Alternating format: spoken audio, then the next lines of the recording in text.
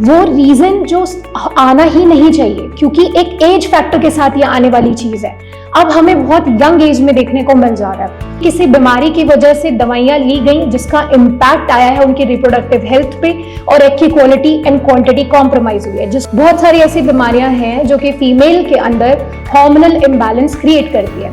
जब हार्मोन्स ही सही से नहीं काम करेंगे तो ना FSH प्रॉपर्ली काम कर पाएगा, ना LH।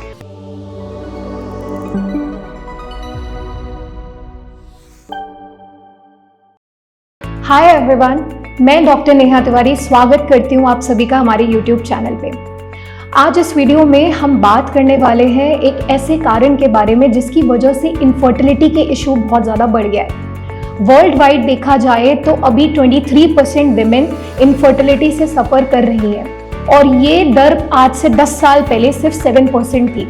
इतना जल्दी जो इसमें बढ़ती आई है, उस बढ़ोतरी के पीछे जो मेन कारण है और जो OPD में भी हमें मिलता है, उसके बारे में आज हम डिटेल में समझेंगे।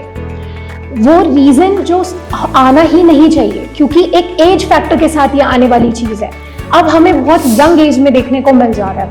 दैट इज फीमेल का जो ओवेरियन रिजर्व है, यानी कि ओवरीज के अंदर जितने भी एग स्टोर्ड हैं, जो कि इनकी रिप्रोडक्टिव लाइफ को दर्शाते हैं और ये बताते हैं कि कितनी अच्छी उनकी फर्टिलिटी होगी, उन्हीं में कमी आनी शुरू हो गई है। मतलब कि समय से पहले, उम्र से पहले उनके ओवरीज में जितने भी स्टोर्ड एग्स हैं उनकी क्वांटिटी डिप्लीट होती जा रही है और कम होती जा रही है, जिसकी वजह से उनके शरीर में एंटी मिलेरियन हार्मोन की कमी दिख रही है। और जब भी डॉक्टर AMH चेक करवा रहा है तो AMH लेवल लो आ रहे हैं, जो कि क्लियरली बता रहे हैं कि उस पर्टिकुलरली फीमेल के अंदर जो भी एग रिजर्व है उसकी क्वालिटी एंड क्वांटिटी काफ़ी कम है और वो सक्षम नहीं है कि वो आगे फर्टाइल हो सके। और अगर फर्टिलिटी हुई भी तो काफ़ी डिफिकल्टी के साथ होगी, बिकॉज आपको कंसीव करने के लिए चाहिए सिर्फ एक एग, बट वो क्या क्वालिटी रखता है इस पर डिपेंड करता है कि आगे प्रेगनेंसी बढ़ेगी भी या नहीं। तो इसको आज हम डिटेल में समझेंगे कि ऐसे क्या कारण हैं जिसकी वजह से एग डिप्लीशन इतना ज़्यादा कॉमन होता जा रहा है। देखिए, शरीर के हिसाब से जैसे जैसे उम्र बढ़ती जाती है फीमेल की, उस हिसाब से AMH लेवल कम आता जाता है।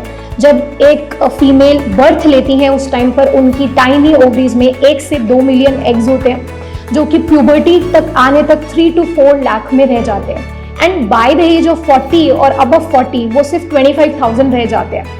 मेनोपॉज के टाइम पे वो 1,000 से भी कम रह जाते हैं। तो ये तो एक नॉर्मल बॉडी का प्रोसीजर है कि इस तरह से डिप्लीशन होगा।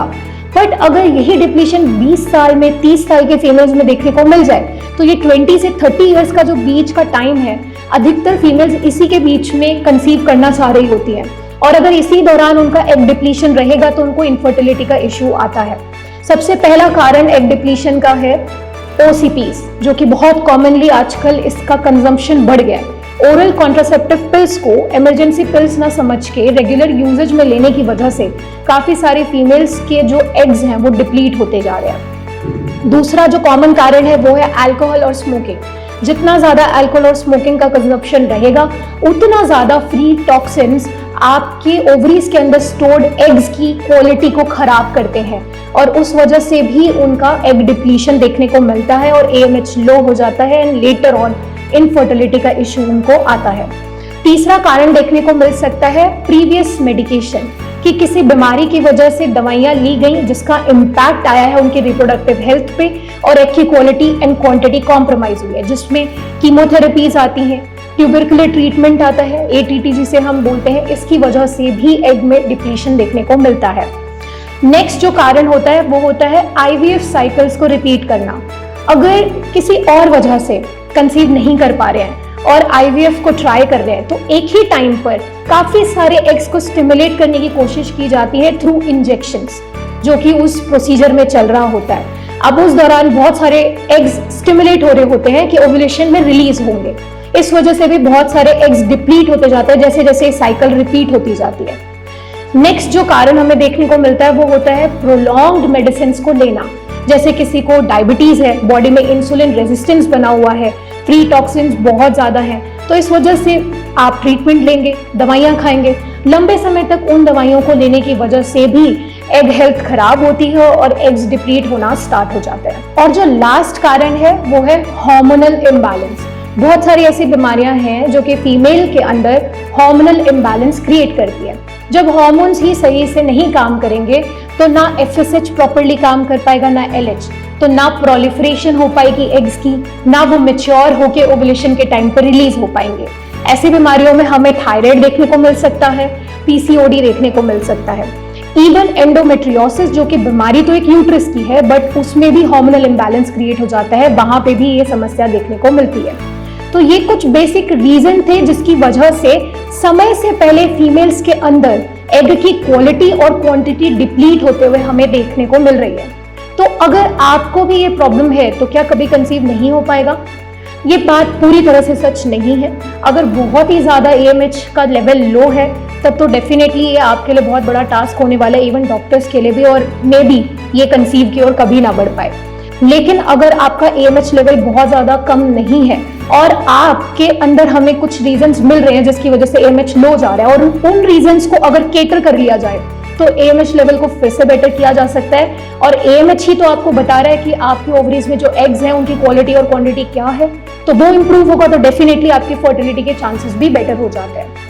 इसीलिए सीडफिट आपके लिए कुछ ऐसे प्रोडक्ट्स लाया है जिनका आप इस्तेमाल कर सकते हैं डेली बेसिस पे, जो आप एक सप्लीमेंटेशन के तौर पे इस्तेमाल करें और उसकी वजह से आप अपनी फर्टिलिटी हेल्थ को इम्प्रूव कर सकते हैं, बेटर कर सकते हैं और इवन अपने लो AMH को भी ठीक कर सकते हैं। तो आप हमारे वेबसाइट पे जाके प्रोडक्ट्स के बारे में देख सकते हैं, उनको समझ सकते हैं और अपनी लाइफ में, अपनी दिनचर्या में उनको इंक्लूड कर सकते हैं। साथ में आपको थोड़ा डाइट का ध्यान देना पड़ेगा क्योंकि डेफिनेटली मैंने आपको बताया कि खाना पीना अगर अच्छा नहीं रहेगा तो ऑब्वियसली आप तरह तरह की बीमारियां कैच करेंगे और अल्टीमेटली वो भी आपके बॉडी में हार्मोनल डिसऑर्डर क्रिएट कर सकता है। इसीलिए आपको अपने डाइट में green leafy vegetables, complex carb, good fat, omega 3 and few supplementations like folic acid, vitamin D, vitamin B12 definitely रखना चाहिए और साथ में एक्सरसाइज भी करनी चाहिए क्योंकि जितना ज़्यादा आपके बॉडी में स्ट्रेस लेवल यानी कॉर्टिसोल का लेवल कम रहेगा उतना आपके एग्स सेफ रहेंगे और उनकी क्वालिटी में कोई खराबी नहीं आएगी। अगर आपको इस वीडियो में कुछ नया सीखने को मिला तो डेफिनेटली इस वीडियो को लाइक कीजिएगा, शेयर कीजिएगा और हमारे चैनल को सब्सक्राइब करिएगा।